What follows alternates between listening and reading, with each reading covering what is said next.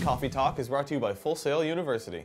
So Jack, we've been playing Dota for quite some time now, you know, growing up. And I know, I think I said that I started playing version 2.7 something. Yeah. But do you remember what version that was, or at least like what characters were new when you started playing? There was a lot of characters The Warcraft that weren't in mod. The This Warcraft, is obviously Dota 1. Yeah, if you don't know, Warcraft 3 made a lot of mods, and Dota happened to be one of them. I think one of the newer heroes was Batrider. That was a new hero at the time. But I remember playing awesome. like 1.3 or something like that. But you get like Earthshaker. Oh, really old. Yeah, really old style, where it was like super ghetto. The maps didn't look anything like, and you had like super crazy abilities, but you know. So who, like, when you first started playing, what was like, because my play style has changed a lot. Like when I first started playing Dota 1, I had no idea what I was doing. I had no idea like how to even really play the game, and so I was picking, you know, these heroes that I just thought were cool looking, or they had some cool moves I liked, but I didn't actually know what I was doing, and I actually didn't know what like my playstyle was yet. Oh yeah, totally. Did you go through the same like transition of like you started as one thing and then like ended up like now that you play Dota 2, do you play completely different? Competitively, yeah, exactly. I mean I think the big thing is that you don't even, when you first started playing it, it was just another kind of weird game you'd play for fun, and there was not really the same understanding of the rules and really anything about what actually should be played or how it's going. You know, I think everyone just played a carry hero, thought that was the best way to play, and you know, you didn't really know how to do anything in particular. So yeah, I didn't think I even knew what a support was when I first started playing. Dude, buying wards, I hated buying wards, dude. Like buying anything. Yeah, I don't that think would anyone support ever the bought a ward. Really. I would straight up just like rush Battle Fury, whatever, Battle Butterfly, all the expensive items and stuff. I remember no matter what character I played, I would get a butterfly. Oh yeah, because I wanted the evasion. Well, no, there was the butterfly, there was the heart, and then there was the the mystic staff, the sheep stick. So you'd either, if you're intelligence, you got that. Yeah. If you were strength, you'd get the heart. It didn't really matter. It was just the most expensive item. Rush it right away. So do you feel like, so since you played the original Dota, like, do you feel like you understand Dota 2 better, or is it a different game like to you than Dota 1 was? I would say I understand like the culture of Dota more, like in that sense. Having played the original one? Having played the original one. Yeah, I wouldn't say it really. Yeah, I grew up playing Dota, so it's part of me. I know how to play that, and it makes more sense.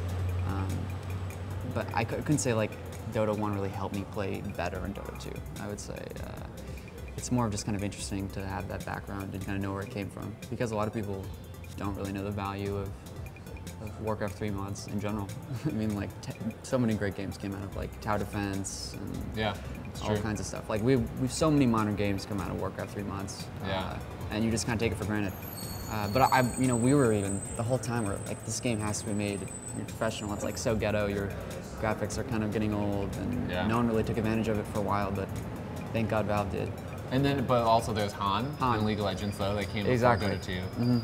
I liked Han a lot. It started as a complete direct clone with just like crazy refreshed graphics and insane particle effects. I was really into that game for a while. But I also respected it for making changes to the game that seemed to be simply there because it was a Warcraft 3 mod. Right.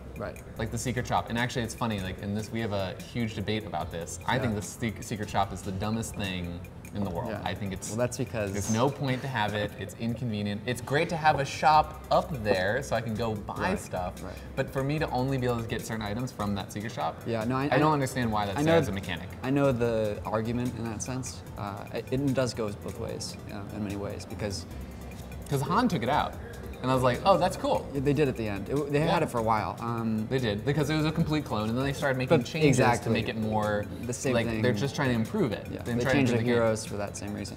I would say that that the Secret Shop, it brings dynamics in terms of map movement and having to deal with multiple places and not just have to go home constantly. I mean, it's the same thing like night and day, for instance. I mean, Sure. people talk about that too, but I mean, that's even a little more dynamic, I would say, because I mean, that really affects combat. it does, and it really affects like, you know, mid team fights. laning and soloing and all kinds of stuff like that. So Whereas the secret drop, I feel like, doesn't have any effect on on it has the effect team of you fights have or to go fights there, or- and it makes it.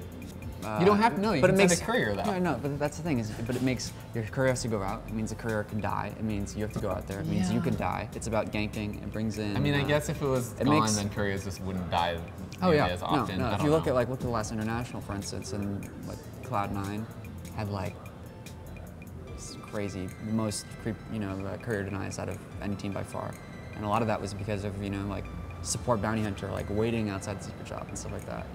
So there's definitely strategy that goes into play. I don't think it's necessarily really dynamic for new players. I think it makes Dota a harder game to learn, and I mean, I think that's definitely where League of Legends has a right, and will continue to have that. But I definitely think it has its value.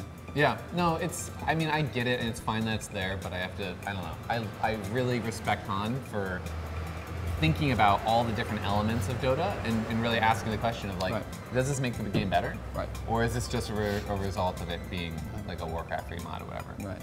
But, but I love Dota I mean, too the right secret now. shop really does come from that. I mean, does, It's like yeah. having a little place where you go and Yeah. pick up items. Yeah, it's because it started as like one of those hero games exactly. that you played, and where you you're have to like, go oh, around, I love like, using my kill the hero. crypts, and then you go get the items. Yeah, and, yeah, it's like hero building, almost like Dota 2, really. Diablo 2, I mean. Yeah, kind of, not really. But yeah, no, all But you know those what I games mean? were like totally, just just killing shit and buying items. Yeah, exactly, which is part of the fun.